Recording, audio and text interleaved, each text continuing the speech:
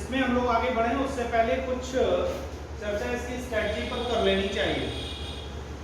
आप लोगों को जो पेपर आपको मिलेगा, आई थिंक कितना 100 मार्क्स, 100 क्वेश्चन ये मिलने वाला है, ठीक है ना।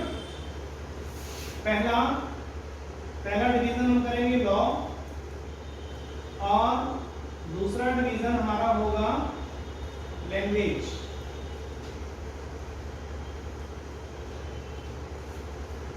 लॉ और लैंग्वेज का डिवीजन करिए, और लॉ और लैंग्वेज में जो मार्क्स हैं, जो क्वेश्चंस हैं, कितना है 70 और 30। इसका मतलब 70 क्वेश्चंस आपको लॉ से पूछे जाने वाले हैं और 30 क्वेश्चन आपसे लैंग्वेज से पूछे जाने वाले हैं।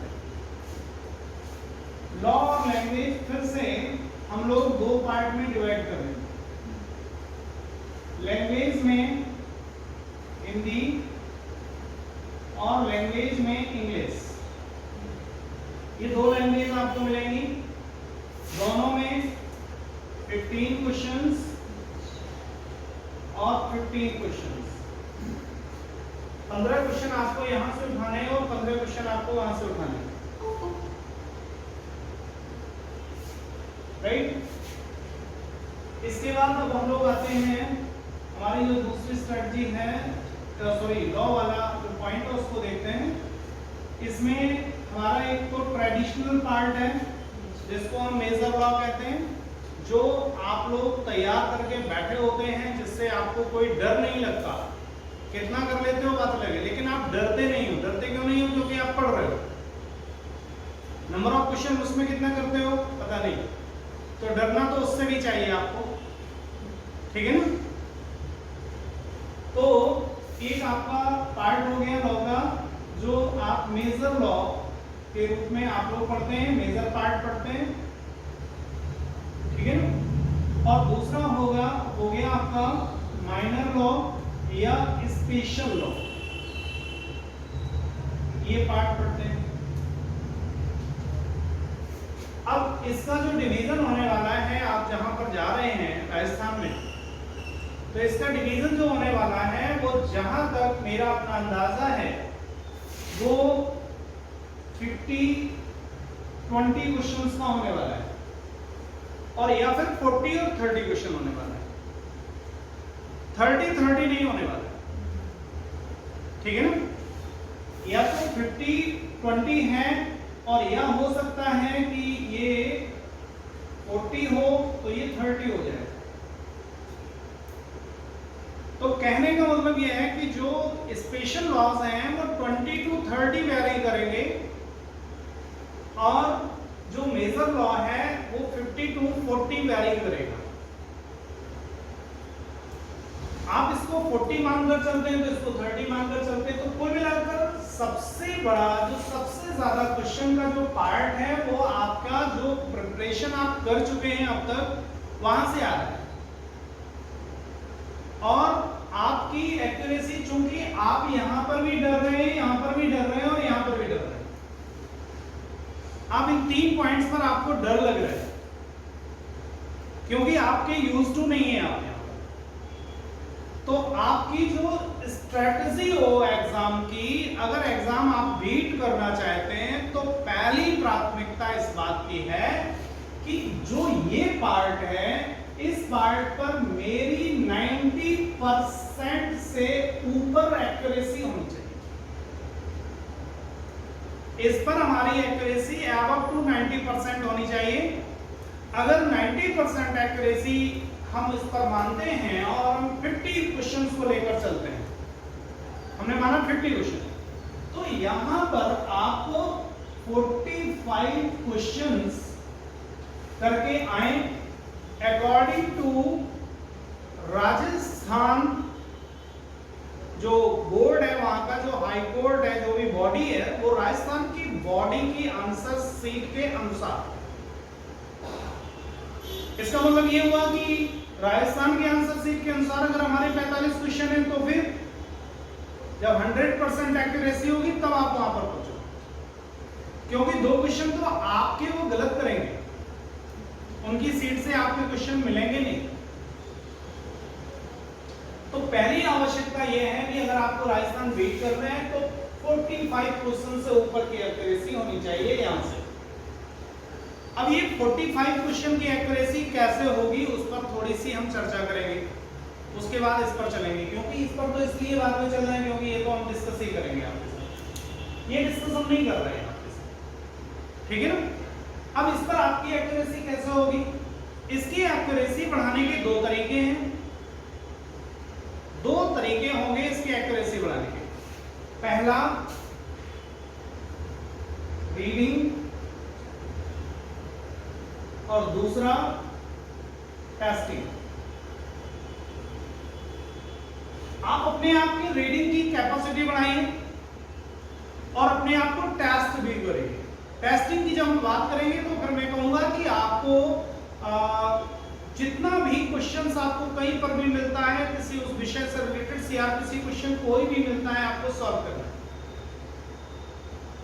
एप्लीकेशन से सॉल्व करना हो एप्लीकेशन से सॉल्व करिए, आपके पास क्वेश्चन बैंक हो उससे सॉल्व करिए, ज्यादा से ज्यादा क्वेश्चन सॉल्व होना चाहिए। लेकिन उन लोगों को मैं सावधान करना चाहता हूं जो इस भ्रम में रहते हैं कि सिर्फ हम क्वेश्चन बैंक सॉल्व कर लेंगे और मेरा सिलेक्शन हो जाएगा। तो आपको जो अपना जब आप राजस्थान की स्ट्रेटजी बना रहे हो तो पहली चीज आप इस स्ट्रेटजी बनाने में आपको अपनी स्ट्रेटजी के अकॉर्डिंग टू पढ़ने की स्ट्रेटजी भी आपको बनानी है। अब आपको करना क्या है कि मुझे रीडिंग भी करनी है और टेस्टिंग भी करनी है। अब इस 45 नंबर को लेने के लिए यानी कि इस पार्ट के लिए आप पूरा जो स्ट्रेटजी आपकी है उसमें आप कितना समय दे सकते हैं ये मैटर करता है। तो आपके पास तो 24 आवर्स है और आपके पास क्या दुनिया में हर व्यक्ति के पास 24 आवर्स है, उससे ज्यादा तो किसी के पास है ही नहीं, ईश्वर ने नहीं दिया, प्रकृति ने दिया ही नहीं 24 आवर्स। मेरे पास 25 आवर्स नहीं है, तो सभी के पास 24 आवर्स है। और 24 आवर्स में आपको क्योंकि आप मस्तिष्क से काम करते हो, अगर आप कहीं बॉडी से काम करते होते, मसल्स से काम करते होते तो बात अलग थी, तो मैं आपसे कुछ भी कह देता ऐसा करो वैसा करो वैसा करो। क्योंकि आपको अपने मस्तिष्क से काम करना है इसलिए मस्तिष्क को साउंड पोजीशन में भी रखना जरूरी है और मस्तिष्क आपका साउंड पोजीशन में बना रहे इसके लिए कुछ चीजें जरूरी हैं, जैसे कि आपका आहार विहार और निद्रा। आहार आपका दुरुस्त हो, आपका जो रहन सहन है वो भी दुरुस्त हो और जहां पर आप रहते हैं वो एयरी वातावरण में आप रहें और प्रॉपर नींद आप लें, प्रॉपर आपकी स्लीपिंग हो, ठीक है ना। अब प्रॉपर सोने के लिए सबसे बड़ी चीज यहां पर आती है नींद, और नींद आपकी तभी अच्छी आएगी जब आपका आहार अच्छा होगा। आहार का मतलब भरपेट नहीं खाना है, ठीक है ना। तो नींद अच्छी होगी तब आपको निद्रा भी अच्छी आएगी, और अगर नींद अच्छी निद्रा अच्छी आएगी और आहार अच्छा होगा निद्रा अच्छी आएगी। और दूसरी बात हमने बिहार की बात की, तो आहार बिहार दोनों चीजें अच्छी होंगी तो नींद पक्का अच्छी आने वाली।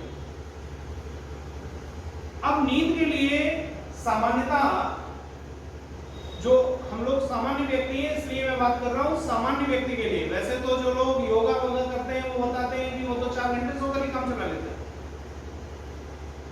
फिर भी साउंड माइंड रहते हैं। लेकिन चूंकि हम तो नहीं समझते हैं कि आप बहुत वाले लोग हैं, तो इसलिए आपको जो नींद का समय है 24 घंटे में वो आपको एटलीस्ट 7 आवर्स निकालना है। लेकिन इससे एटलीस्ट मैंने कह दिया तो इससे ऊपर नहीं निकालना है, इससे ऊपर सोओगे तो दिक्कत है। आप कितनी भी देर सोते रहो, 12 घंटे सो सकते हो, ठीक है ना। 6 to 7 आवर्स आपको निकालने हैं, 1 टाइम 6 आवर्स और इन मिड में एक आधा घंटा 1 घंटा, तो 1 टाइम 6 और 6.5 आवर्स। और शेष आदत पर होता है आपकी आदत कितनी है, अगर इससे ज्यादा है तो उसे कम कर लीजिए, ठीक है ना। इतना आपको साउंड रहने के लिए ठीक है। अब 24 आवर में 7 आवर्स चले गए। अगर आप बहुत ही अपना समय बचाते हैं तो कम से कम 2 आवर्स आपको डेली जो रूटीन आपकी बॉडी को मेंटेन रखने के लिए आपको जो कार्य करने पड़ते हैं तो 2 आवर्स आपके उसमें चले जाते हैं सुबह से शाम तक।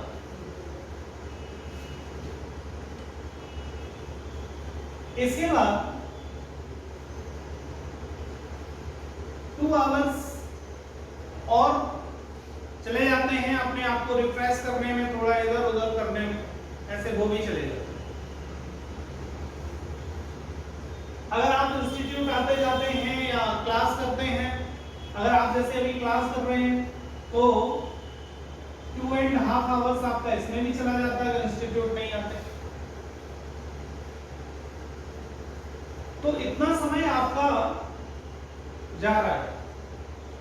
तो कुल मिलाकर आपके हाथ में कितना हो गया, काउंट कर लीजिए इसको, 13.5 about to 12 to 13 hours, 12 to 13 13.5 यानी कि 13 and 14 आवर्स आपको अपने आप को सिर्फ सजाने और संवारने के लिए और मेंटेन रखने के लिए चाहिए। ठीक है ना। अभी हमने फूडिंग वोडिंग इसमें जोड़ी नहीं है, मनोरंजन जोड़ा नहीं है। 2 घंटे जो दिए हैं उसी में एडजस्ट कर लीजिए, वो भी बचाना पड़ेगा समय। अब आपके पास शेष बचा है 10 आवर्स, लगभग 10 आवर्स। आप जब बहुत ही टाइट शेड्यूल अपना बनाएंगे तो 10 आवर्स आप अपना निकाल सकते हैं पढ़ने के लिए। और ये 10 आवर्स की स्टडी सिर्फ एग्जाम के टाइम बहुत जब टाइट शेड्यूल होता है तभी निकाली जाती है।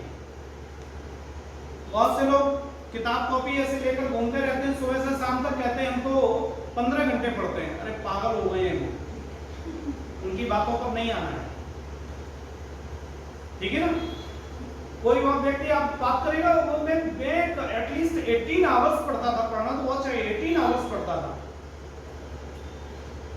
ठीक है, बेवकूफ बनाता है।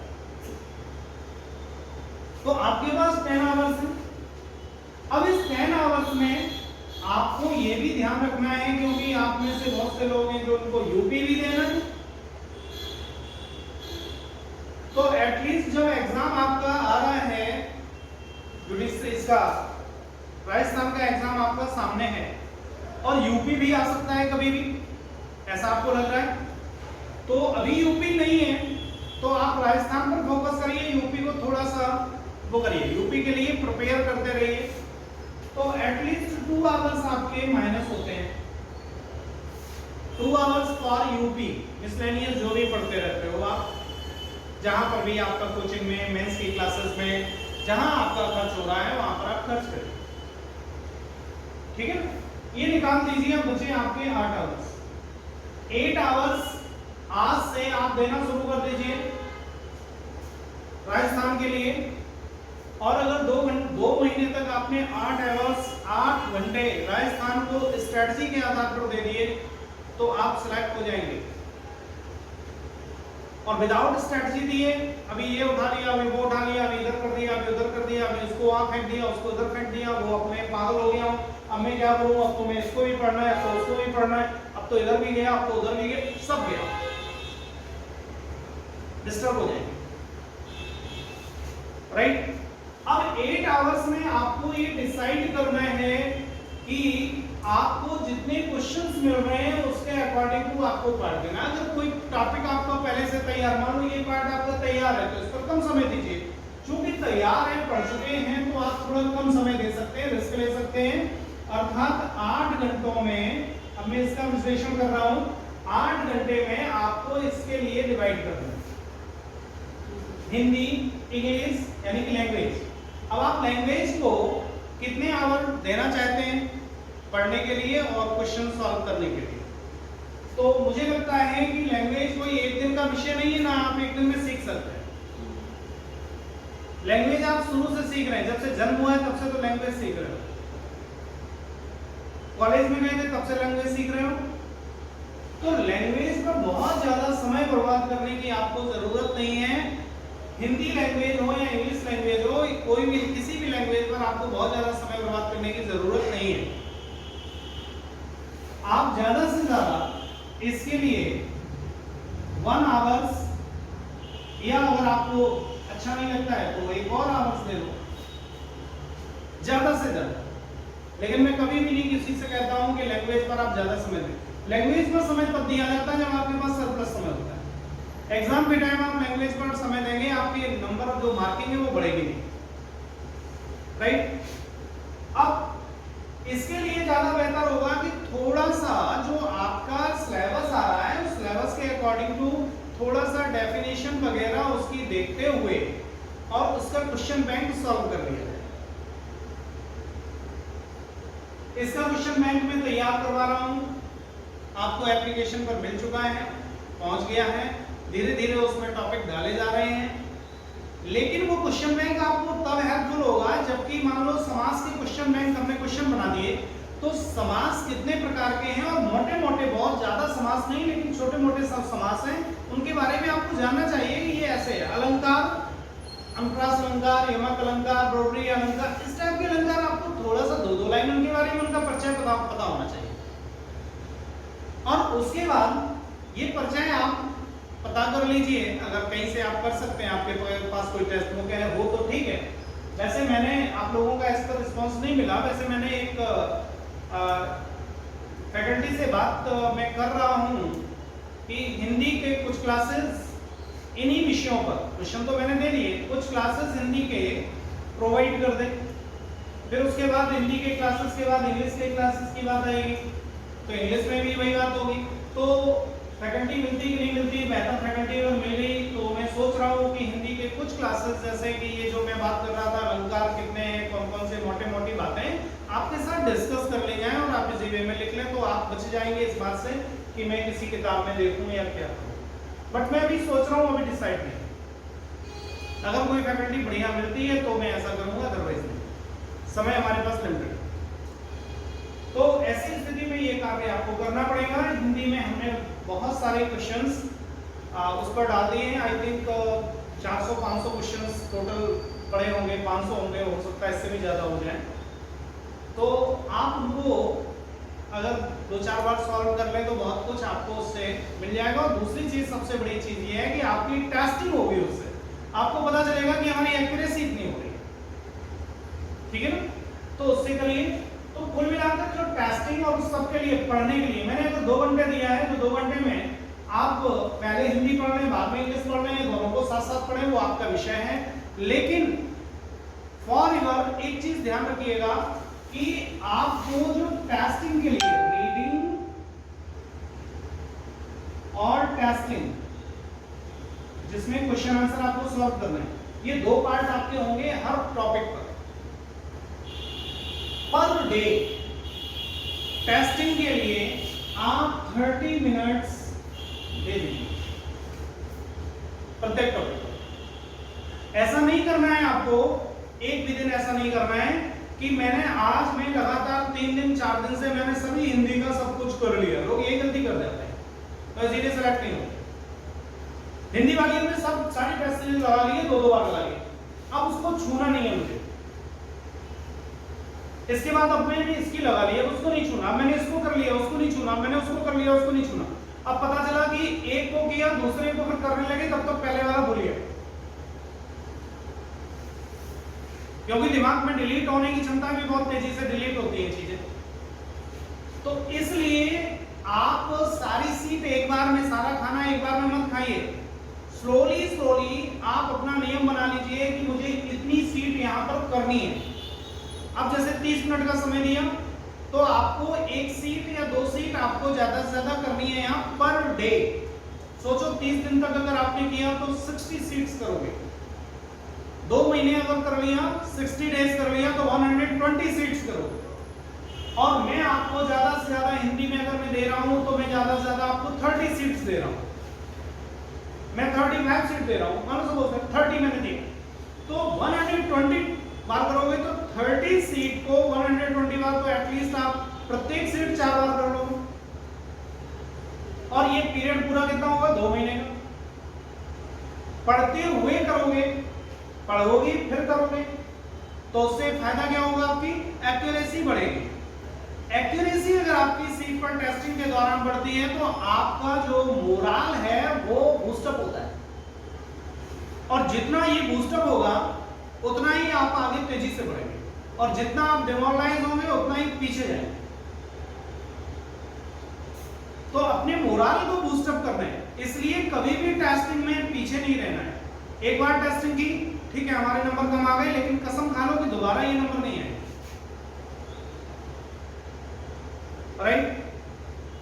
तो ये तो काम आपको यहां पर हो गया, यानी कि आपने एटलीस्ट 8 घंटे में 2 आवर्स आपने लैंग्वेज को दे दिए, और जिसमें कि 1.5 आवर आपने दिया रीडिंग के लिए और 30 मिनट्स दिए आपने टेस्टिंग के लिए। इससे ज्यादा दोगे तो भी फंस जाओगे। इसके बाद अब हम लोग आते हैं लॉ में। अब 2 घंटे आपने यहाँ पर लैंग्वेज को दे दिया, 30 क्वेश्चन को दे दिया, बचे हमारे पास कितने, अभी 8 में से 6 आवर्स, ठीक है। अभी हमारे पास 6 आवर्स हैं। अब 6 आवर्स में हम क्या करेंगे, चूंकि ये पार्ट आप समझते हैं कि मेरा बहुत तैयार है, अच्छा देना तो 33 आवर्स देते हैं आप, बहुत अच्छी बात है, लेकिन आपको लगता है ये पार्ट मेरा बहुत अच्छा तैयार है, तो आप इसको तो कुछ कम दे सकते हैं, इसको कुछ ज्यादा दे सकते हैं, लेकिन मैं यही कहूंगा कि आप 3 आवर्स दीजिए। 3 आवर्स में अगर आप देते हैं तो 2 hours for reading and 1 hours for testing. Reading testing, 1 घंटे रीडिंग करो, अपने आप को 2-3 टेस्ट लगा लो, देन आफ्टर फिर 1 घंटा रीडिंग करो, फिर 2-3 टेस्ट करो। लगातार कोई काम नहीं करना, लगातार एक ही प्रकार का काम करते करते मस्तिष्क थक जाता है, इसलिए लगातार एक काम नहीं करना। मस्तिष्क के टेस्ट को बदलते रहिए, उसको कभी नमकीन खिलाइए, कभी मीठा खिलाइए, कभी कड़वा खिलाइए। लगातार आपकी जिस तरीके से आपकी जबान को लगातार मीठी चीज मिले तो उग जाती है, उसको टेस्ट नहीं लेते, तो टेस्ट बदलना पड़ता है। इसी तरीके से मस्तिष्क का भी टेस्ट आपको बदलना ही पड़ेगा, उसको लगातार ज्यादा से ज्यादा सक्रिय रखने के लिए मस्तिष्क का टेस्ट बदलना पड़ेगा, राइट। तो ये आप करिए। इसके बाद ये पोर्शन आता है, इसमें भी आपको 2 घंटा रीडिंग और 1 आवर टेस्टिंग। इसके क्वेश्चंस आपके पास नहीं है, मैं प्रयास करूंगा कि आपको 200-250 क्वेश्चंस मैं प्रोवाइड कर सकूं लास्ट में। और इसके साथ साथ जो हमारा जो क्लास है वो इसी विषय पर होना है, ना तो इस विषय पर हो रहा है ना अभी इस विषय पर, इस विषय पर विचारा नहीं है। तो हमारा जो कंप्लीट क्लास है वो जो आज से हम लोग शुरू कर रहे हैं वो इस विषय पर शुरू कर रहे हैं जहां से आपको बहुत ज्यादा डर लग रहा है। आप जब फॉर्म फिल कर रहे थे तो आप सोच रहे थे कि हिंदी तो ठीक है, इंग्लिश भी अच्छा चलो वो भी चल जाएगा, वो लॉ पोर्शन भी चल जाएगा, ठीक है, लेकिन ये कैसे होगा, वो इतना भयंकर बात है, इसकी प्रॉब्लम थी आपको। तो उस समय भी मैंने कहा था कि अगर आप मेरे साथ चलेंगे तो प्रॉब्लम ही मेरे ऊपर छोड़ दो, आपको सिर्फ मेरे अनुसार काम करना है और शेष मस्तिष्क अपना अप्लाई नहीं करना। और ये पोर्शन जिसमें कि आप कहते हैं कि मैं बिल्कुल मास्टर हूं, तो उसमें मास्टर बनिए, कहिए नहीं बनिए, क्योंकि उसमें मास्टर है नहीं। तो इस पर समय दीजिए और ये पोर्शन मेरे लिए छोड़ दीजिए, मेरे साथ काम करते रहिए। लेकिन ध्यान रखेंगे टेस्टिंग पर डे होनी चाहिए, 3 से 4 टेस्ट 5 टेस्ट आप लोगों को पर डे लगाना ही पड़ेगा। पर डे अपनी एक्यूरेसी चेक करनी पड़ेगी, पर डे अपने आप को चेक करिए। आप अगर सेल्फ गाइडेड होंगे तभी कुछ हो सकता है, आप कहें कि मैं आपके लिए बार बार टेस्ट तैयार करूं और मैं आपको दूं, फिर उसके बाद आपसे पूछूं कि आपके इतने नंबर क्यों आए, आपके इतने नंबर क्यों आए, तो ये बच्चों वाला काम है। मेरा काम जो है वो मैं करूंगा, आपका काम है आप करिए। आपको मैं टेस्ट दूंगा, नो डाउट, ऐसा नहीं है कि नहीं दूंगा, बट आपको सिर्फ इस बात पर मैं आपको ऐप पर भी दे रहा हूं, अदरवाइज भी दे रहा हूं। आपके पास क्वेश्चन सेट जा रहे हैं, आपके पास और क्वेश्चन बैंक होंगे, वहां से आप उसको सॉल्व करें। और अगर किसी के पास साधन हो तो प्रीवियस ईयर के जितने भी क्वेश्चन पेपर आए हों, वो क्वेश्चन पेपर आप अगर आपके पास मिल जाए आपको, तो लोड करिए और लोड करने के बाद उनको सॉल्व कर लीजिए, ठीक है। तो इससे आपका बूस्टअप होगा और आपकी जो कुछ क्वेश्चन रिपीटेड क्वेश्चन होते हैं वो क्वेश्चन आपके सही हो जाए। ये स्ट्रेटजी आपको बनानी है। इसमें अभी भी अगर ये बहुत ही स्ट्रिक्टली आप फॉलो करते हैं तो आपके लिए कुछ दिक्कत नहीं है, 2 महीना बहुत होता है। आपको 45 क्वेश्चन यहां से करने हैं और 20 से 30 क्वेश्चन यहां का है। इसके लिए मैं सिर्फ इतना ही कह सकता हूं कि अगर आप मेरे साथ चल रहे हैं तो आप सेल्फ स्टडी में जा रहे हैं तो मुझे नहीं पता, मेरे साथ अगर आप चल रहे हैं तो मैं आपको यहां से ये गारंटी देता हूं, जितना मैं कहूंगा उतना अगर आप कर रहे हैं और पर डे अवेयर हैं हमारे साथ, तो मैं ये गारंटी देता हूं कि 20 से 30 क्वेश्चन जो आपसे पूछा जाएगा, तो मैं मान लूं कि यहाँ पर मैंने माना 50 पूछा गया, तो यहाँ पर 20 क्वेश्चन पूछे जाएंगे और 20 क्वेश्चंस में आप बहुत ही इजी वे में 15 प्लस यानी कि 18 तक क्वेश्चन सही करेंगे। 15 प्लस आपके सभी के क्वेश्चन सही होंगे अगर आप साथ में काम करेंगे। अगर 30 यहां से पूछे जाते हैं तो अबाउट टू 25 तक आप सही करेंगे। और जो थोड़ी सी ज्यादा मेहनत कर लेगा, थोड़ा सा रीडिंग भी करेगा इसके साथ। जो रीडिंग अभी यहाँ पर आपको क्या करनी है, यहाँ की रीडिंग की चिंता आपको इसलिए नहीं करनी क्योंकि मैं आपके साथ क्लास कर रहा हूँ, आपको सिर्फ नोट्स रीडिंग करनी है। तो जो रीडिंग भी करेगा वो 25 से ऊपर जाएगा। अब मान लो सपोज दैट मैंने अगर यहाँ आपसे कहा कि आप 45 क्वेश्चन आपको ऊपर से मिल गए और 25 क्वेश्चन, सॉरी 15 भी मिलेंगे, हाँ 15 क्वेश्चन आपको यहाँ से मिल गए। अगर हम 50 और 20 का मानकर चल रहे थे तो लॉ में 70 क्वेश्चंस का पोर्शन होगा, 70 में आपके 60% करेक्ट होंगे, 60 क्वेश्चन सही होंगे। तो लॉ में आप 60 क्वेश्चन लेकर बैठ गए। आज की डेट में आप अपने आप को ऐप पर टेस्ट करिए, अपने आप को आप ऐप पर टेस्ट करें, क्योंकि मैं खुद भी अपने आप को टेस्ट कर, जब मैं आपसे कोई बात करता हूं तो ऐसा नहीं है कि आपसे ही मैं कहता हूं टेस्ट करो, मैं भी अपने आप को टेस्ट करता हूं। जब ऐप पर कोई क्वेश्चन डालता हूं तो मैं अपने आप को टेस्ट करता हूं, मैं कितना कर सकता हूं, ठीक है ना। तो अभी जो मैंने क्वेश्चंस हिंदी में डाले हुए हैं वो मेरा सब्जेक्ट हिंदी नहीं रहा है, मैं हिंदी में बहुत अच्छा नहीं हूँ, ग्रामेटिकल ऐसा कुछ सब कुछ है, लेकिन हाँ इतना जरूर है कि शायद आप लोगों में से कोई ऐसा हो जो कि थोड़ा सा मुझसे ज्यादा अच्छा हो, लेकिन आप लोगों के बराबर हूँ, उतना तो हूँ। इस स्थिति में मेरा अपना जो मैं क्वेश्चंस डाल रहा हूँ उस क्वेश्चन में मेरी अपनी एक्यूरेसी 70% है हिंदी में। अगर मैं प्रैक्टिस करूं तो हो सकता है 90% हो जाए। तो इसलिए मैं आपसे कह रहा हूं कि आपकी वर्तमान में आज की जो एक्यूरेसी हिंदी की होगी, हिंदी लैंग्वेज की बात कर रहा हूं, हिंदी की होगी तो वो कितनी होगी 70। और ऐसे ही एक्यूरेसी हमारी यहाँ इंग्लिश में भी है। थोड़ा सा मैं प्रयास करूंगा तो ये एक्यूरेसी 80% हो जाएगी, आप भी प्रयास करेंगे तो आपकी भी 80% हो जाएगी। लेकिन उन लोगों से मैं जरूर कहना चाहता हूं जो इंग्लिश से डरते हैं, उनकी यहां पर 70% एक्यूरेसी नहीं होगी, क्योंकि जब मैं 70% एक्यूरेसी की बात कर रहा हूं, मान लो सिनोनिम पूछा गया, तो सिनोनिम पूछा गया तो मैं इधर से उधर से शब्द ये है, शब्द को तोड़ के मरोड़ के इसका ये अर्थ है, इससे ये वाला शब्द बना है, उससे मैं एक आइडिया निकाल कर मैं सिनोनिम पर पहुंच जाता हूं। भले नहीं रटे हमने सिनोनिम, लेकिन मैं सिनोनिम पर पहुंच जाता हूं आइडिया से। इसका मतलब ये है, इसके आसपास का जो अर्थ होगा उसका हिंदी अर्थ ये होगा, तो इसका मतलब इसका ये अर्थ होगा। आपके पास उतना अभी है या नहीं है मुझे नहीं पता। तो इसलिए जो लोग हिंदी इंग्लिश से डरते हैं उनका इंग्लिश तो बस होने वाला है। और जो लोग हिंदी से डरते हैं उनका हिंदी मस्त होने वाला है। और बेसिकली जो लोग एटलीस्ट जो कॉन्वेंट गोइंग पर्सन्स जो लोग हैं उनका तो हिंदी तो फिर सत्यानाश ही है। इधर पढ़ाई जाती है लेकिन वो तो स्थिति खराब है। ठीक है ना, अभी हिंदी दिवस हम लोग मना चुके हैं तो उसमें कहते हैं हिंदी हमारी मातृभाषा ये है वो है, लेकिन हिंदी में बोलने में शर्म आती है, राइट।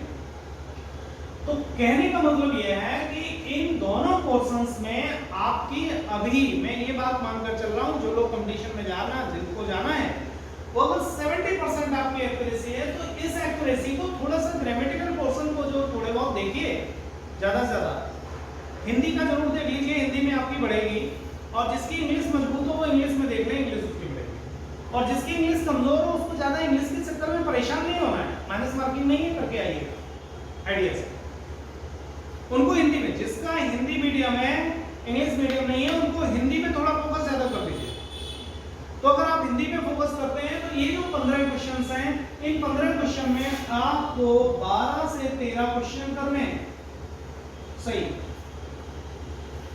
और जो इंग्लिश में फोकस कर रहे हैं, जिनका इंग्लिश थोड़ा अच्छा है, हिंदी थोड़ा बुरा है, उनको 12 से 13 क्वेश्चन 14 क्वेश्चन इंग्लिश में करने।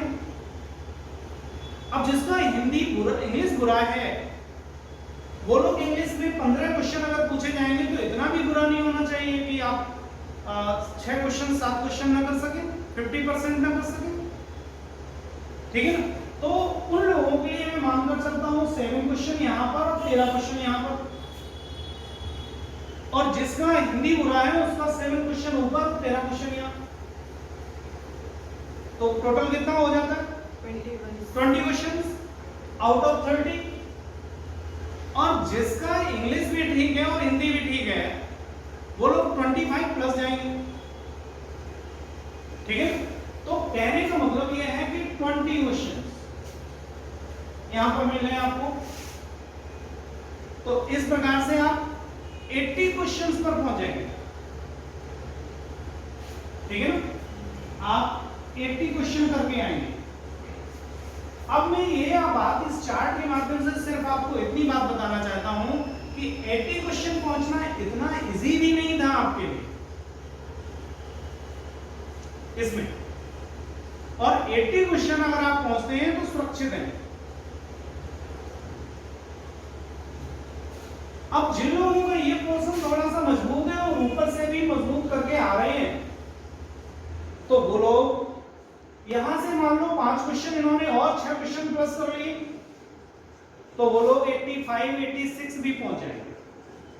और 85 और 86 वाले को 85 86 यानी कि 90 से 80 वाले व्यक्ति को कुछ नहीं सोचना है, क्योंकि उसको सिलेक्शन लेकर आना है। सोचना उसको है जिसका 80 से नीचे जा रहा है, ठीक है ना। आज की डेट में आपका मान लो एग्रीगेट 70 जा रहा है, आज की डेट में आपका एग्रीगेट 60 जा रहा है। जिसका आज की डेट में 70 जा रहा है वो 80 पार कर जाएंगे अगर 2 महीने इस स्ट्रेटजी से काम कर रहे हैं। जिसका आज की डेट में 65 जा रहा है वो 80 पार कर जाएंगे अगर इस स्ट्रेटजी से काम करेंगे तो। और जो 10-5 क्वेश्चन कर रहा है उसके लिए मैं कुछ नहीं कह सकता, उसके लिए सिर्फ मैं शुभकामनाएं दूंगा और ये कहूंगा कि आप जाइए, एक एक्सपीरियंस लीजिए और प्रयास करिए 2 महीने। और 2 महीना प्रयास करने के बाद देखिए कि इस 2 महीने के प्रयास में इस स्ट्रेटजी से हमने अपने कितने क्वेश्चंस बढ़ा पाए, राइट। तो बहुत कम समय मिलता है, कभी कभी ऐसा समय मिलता है जब स्ट्रेटजी पर चर्चा होती है, तो इसलिए हमने ये स्ट्रेटजी पर आपसे चर्चा की कि अब आप इसी के अकॉर्डिंग टू चलें, इसको पर डे पढ़ें। और चौथा पोर्शन आपका यूपी मेंस, यूपी को टारगेट करते रहे। इस तरीके से आपकी जो रीडिंग के स्लॉट्स होंगे वो आपकी जो टाइमिंग है वो 4 स्लॉट्स में आपकी बटी होगी। 4 स्लॉट में अपने आप को बांट लीजिए और सारे काम करते रहिए। ना आपका ये रुकेगा ना यूपी रुकेगा, दोनों में से कुछ नहीं रुकने वाले, क्योंकि ऊपर का जो पोर्शन आप पढ़ रहे हैं वो यूपी तो पढ़ ही रहे हैं प्रीलिम्स, और नीचे का पोर्शन आपने 2 घंटे उसके लिए सेव करके रखे हैं आगे बढ़ने के लिए। तो यूपी भी आपका नहीं रुक रहा है और आपका राजस्थान भी नहीं रुक रहा है, दोनों हो रहे हैं। और फिर जब ये क्लास आ जाए, डेट का क्लास आ जाए, यूपी और राजस्थान का मेंस एक ही साथ हो रहा है, तो आपकी मर्जी, आप राजस्थान छोड़ देना, आपको यूपी बहुत प्रिय है, ठीक है ना।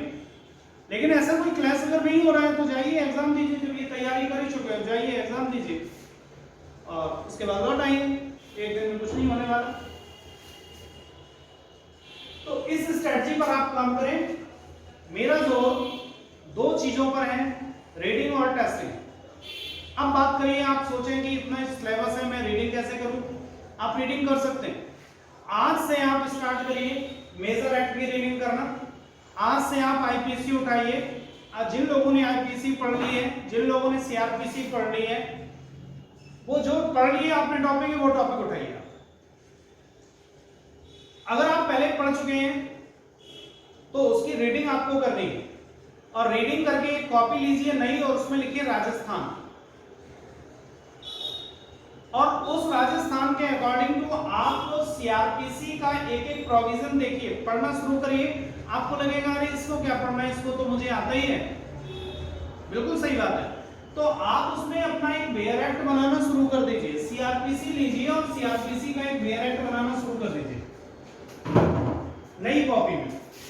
सीआरपीसी आपने ऊपर डाला 1973 और उसमें आपने इसका डेट ऑफ इन्फोर्समेंट अगर आपको आती है तो कदापि मत लिखिएगा,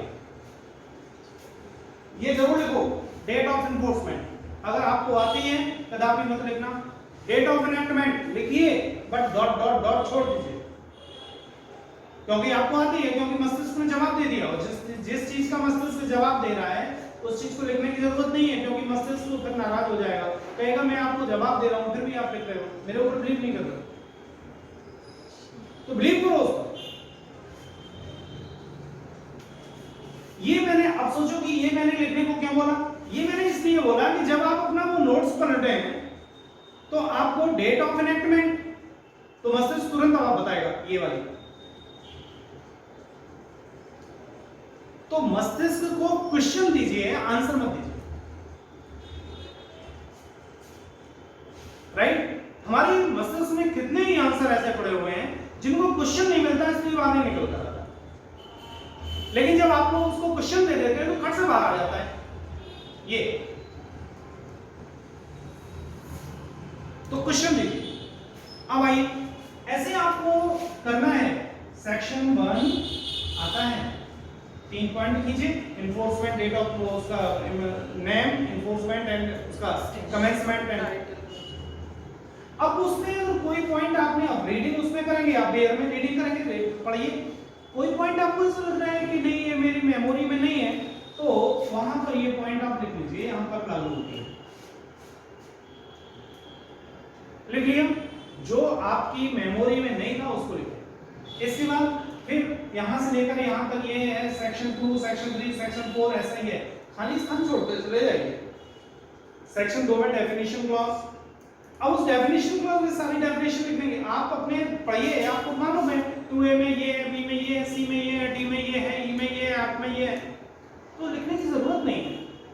जो आपको पढ़ते हुए जब आप ये रीडिंग करेंगे, ओ ये तो नई डेफिनेशन आ गई, हाँ सर ने ये पढ़ाई नहीं है, या पढ़ाई थी लेकिन इंपॉर्टेंट लग रही है,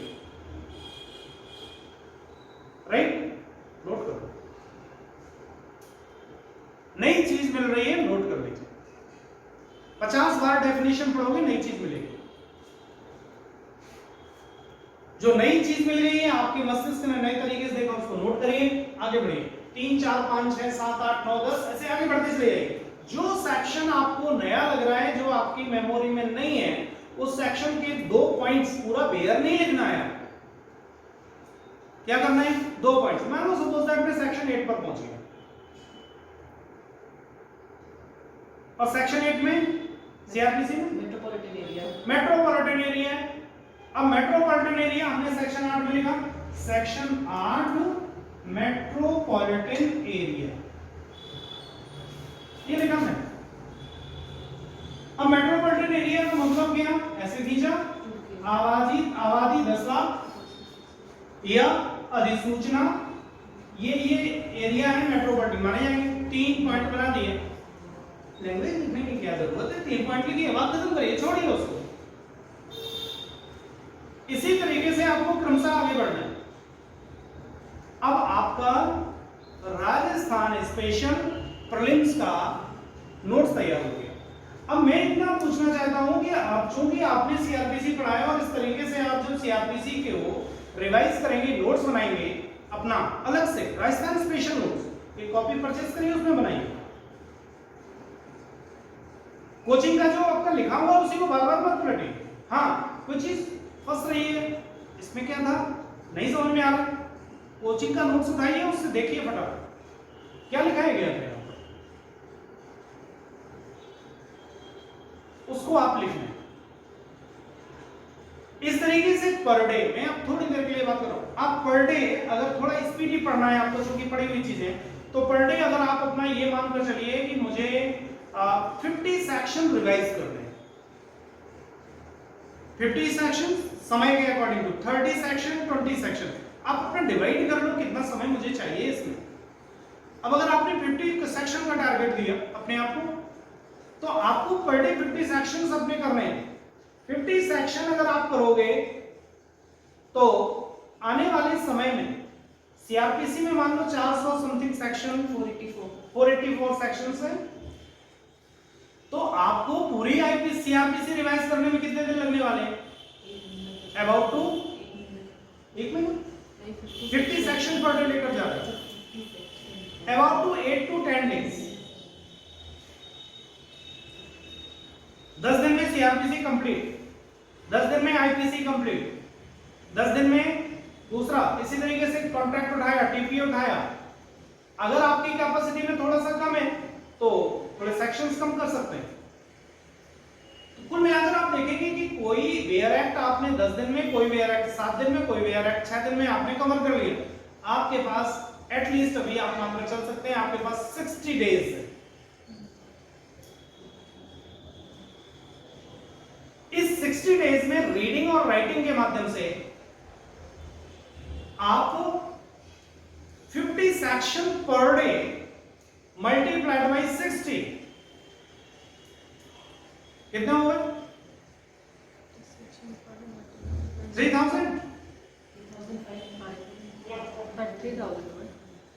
3000 सेक्शंस आप रिवाइज कर सकते हैं इन 2 मंथ्स। और आपके 484 सेक्शन सीआरपीसी में है। और 50 मैंने क्यों कहा? क्योंकि सारे सेक्शंस आपको नहीं पढ़ने, बहुत से सेक्शन देखोगे, अच्छा इसको तो कोई मतलब नहीं है, इसका कोई मतलब नहीं है, सभी सेक्शंस नहीं पढ़ने आपको, इसलिए मैंने 50 सेक्शन का टारगेट दिया। कोई ऐसा पोर्शन होगा जहां पर ज्यादा सेक्शन पढ़ने पड़ेंगे, तो वहां किसी दिन अगर 40 हो जाए तो अपने आप को परेशान करने की जरूरत नहीं है, क्योंकि कोई ऐसा भी पोर्शन आएगा जबकि आप 60 कर लोगे, राइट?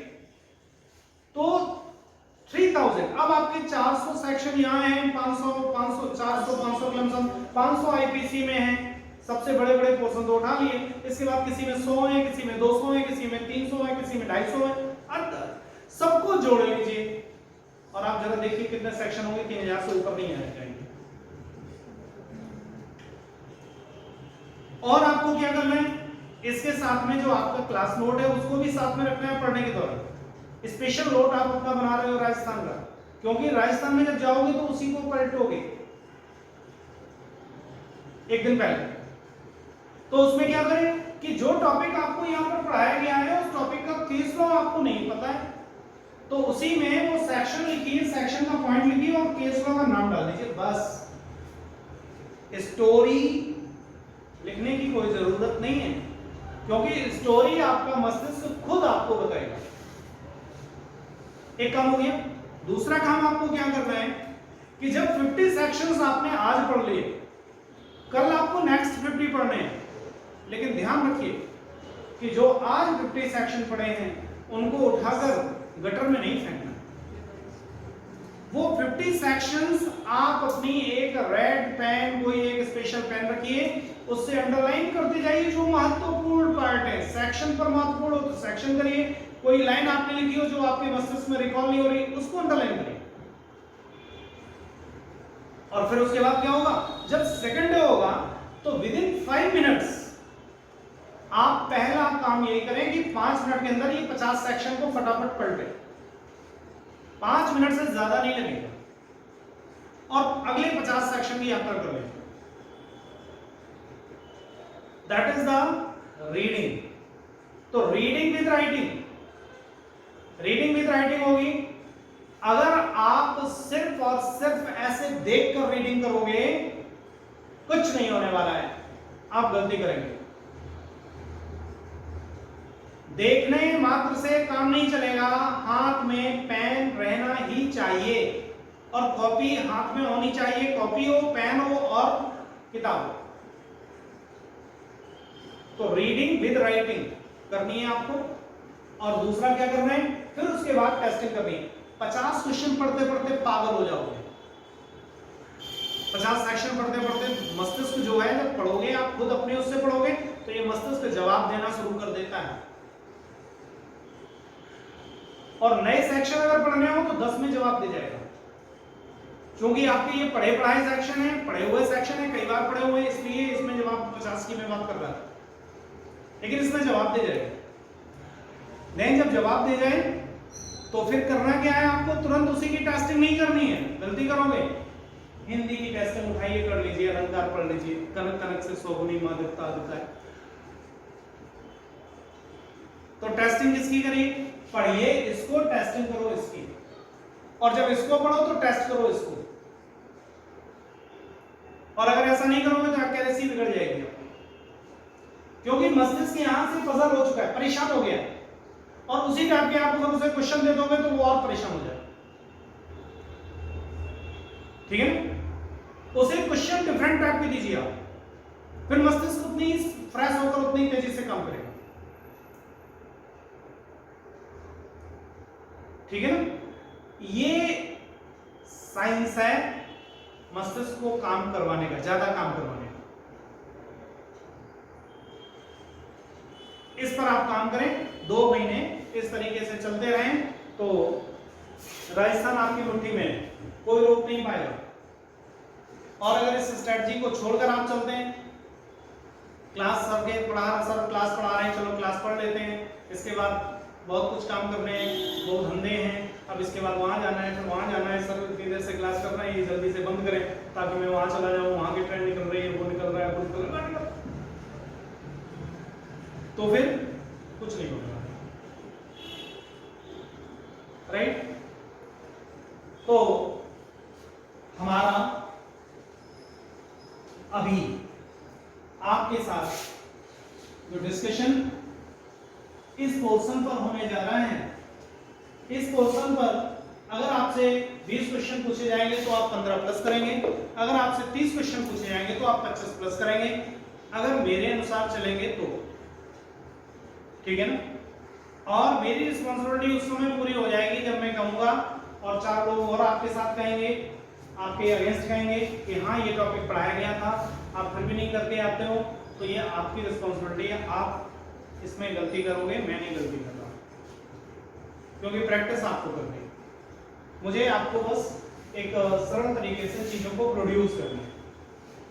ठीक है ना, और ध्यान रखिए कि जितनी मेहनत आप करेंगे अभी राजस्थान के लिए, उससे ज्यादा मुझे करनी पड़ेगी, क्योंकि मुझे अपने लिए नहीं पढ़ना है, मुझे आपके लिए पढ़ना है, आपको सिर्फ अपने लिए पढ़ना है, और किसी दूसरे के लिए पढ़ने के लिए ज्यादा काम करना पड़ता है कंपैरेटिव टू अपने लिए। राइट, तो अब हम लोग आगे की आज की अपनी स्ट्रेटजी पर चल रहे हैं। तो जो हमारा अब सिलेबस बताने की जरूरत नहीं है, आप लोगों को सभी को मालूम होगा, मेजर में CPC, CrPC, evidence, constitution, contract, TPA और आईपीसी, इतना मेजर पोर्शन में पूछा जा रहा है और इसके लिए आपको तैयार रहना है। ये बड़े मेजर जो उस टाइप के टॉपिक हैं लगभग आप ये मानकर चलिए कि 50 क्वेश्चंस यहाँ से पूछे जाएंगे आपसे, ठीक है। 50 पूछे जाएं, 40 पूछे जाएं, जो भी है, ठीक है। क्या है पिछले सालों में हाँ सर, कोई पैटर्न फिक्स नहीं है। तो बस 40 50 40 मानकर चलिए, 20 30 50 40, ठीक है ना, जो ये पूछे आपकी। अब बात आती है कि अब दूसरा जो पोर्शन लॉ में आता है वो एक ट्रेडिशनल पोर्शन है और दूसरा न्यू पोर्शन है आपके लिए, बिल्कुल जिससे आप सभी अनजान हैं और मैं भी अनजान हूं, ठीक है। उसकी मैं चर्चा करने चल रहा हूं। इसमें कुछ एक्ट हैं और टू आई थिंक 10 टॉपिक हैं जिसकी चर्चा हम लोगों को करनी है, जिसको हम लोगों को पढ़ना पड़ेगा, क्योंकि पता नहीं किस टॉपिक से कौन सा क्वेश्चन पूछते हैं, ठीक है। तो इस पर हम जा रहे हैं और ध्यान रखिएगा कि मैं आपके साथ टच में सब कुछ करूंगा, लेकिन जरूरी नहीं है कि सभी में मैं गंभीरता से प्रवेश करूं।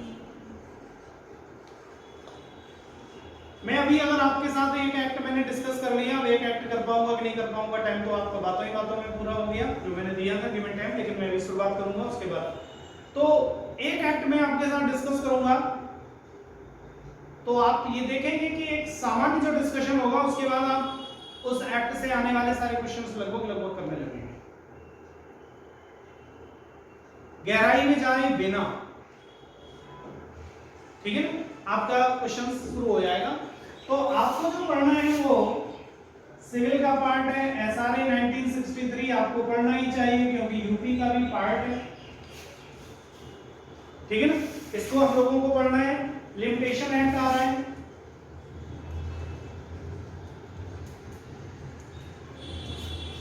Limitation act 1963, that is also a part. इसके बाद जूरिस्प्रूडेंस का पार्ट है जो आप लोग पढ़ चुके हैं पहले, जो लोग जूरिस्प्रूडेंस पढ़ चुके हैं। इंटरप्रिटेशन, इसमें 5 6 7 सिद्धांत जो आएंगे वो सिद्धांत हम लोग पढ़ लेंगे, बस उसी से घुमा फिरा कर क्वेश्चन पूछा जाता है, ठीक है। जो लोग जूरिस्प्रूडेंस पढ़ चुके हैं उनके साथ डिस्कशन हुआ है इंटरप्रिटेशन का। ज्यादा से ज्यादा इंटरप्रिटेशन में हो सकता है कॉन्स्टिट्यूशन के इंटरप्रिटेशन के भी सिद्धांत है, वो भी हो सकता है, ज्यादा घुमा कर यहां से ले जाएंगे। तो आप कॉन्स्टिट्यूशन पढ़ रहे हो, इंटरप्रिटेशन के सिद्धांत आप देख रहे हो, लेकिन फिर भी जो जूरिस वाले सिद्धांत हैं उनको मैं एक बार फिर से आपको रिफ्रेश करवा दूंगा। इसके बाद राजस्थान रेंट कंट्रोल एक्ट आपको पढ़ना है। आई थिंक इट इज 2001 जो सिलेबस में आपके, यस, रेंट कंट्रोल एक्ट 2001, ये हम लोगों को पढ़ना है। इसके बाद ये सिविल मैटर हो गया, स्पेशल लॉ इन सिविल। अब special law in criminal just like आपको पढ़ना है पोक्सो,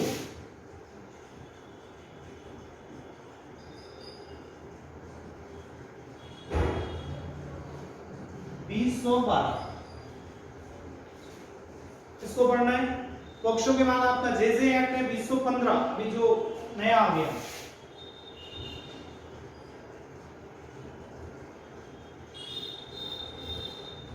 जेजे एक्ट 2015 है। इसके बाद आपका sexual harassment of women at work place, sexual harassment of women at work place 2013, ये नहीं है ना आपका, ये सिलेबस हो गया। इसके बाद indecent representation of women,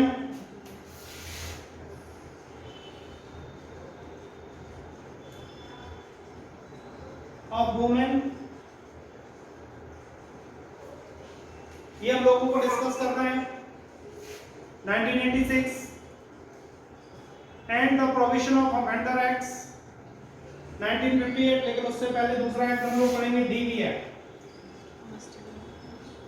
2005 and provision act of offender, ये हम लोगों को डिस्कस कर रहे हैं 1958। तो यहां पर आप काउंट करेंगे लगभग 10 एक्ट आपके कंप्लीट हो गए। अब इसको थोड़ा सी स्ट्रेटजी ये बनानी पड़ेगी कि sexual harassment of the women and indecent representation act of the representation of women paragraph D है। ये तीनों जो एक्ट हैं वो in respect of the women's हैं। तो जो हमारी स्ट्रेटजी हो वो स्ट्रेटजी में हम लोग यही इसी स्ट्रेटजी से पढ़ने का प्रयास करेंगे कि इन तीनों को एक साथ पढ़ें।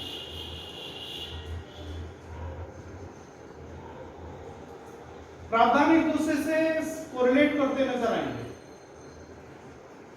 पोक्सो जेजे एक्ट दोनों वो भी एक जैसे हैं बच्चों के लिए।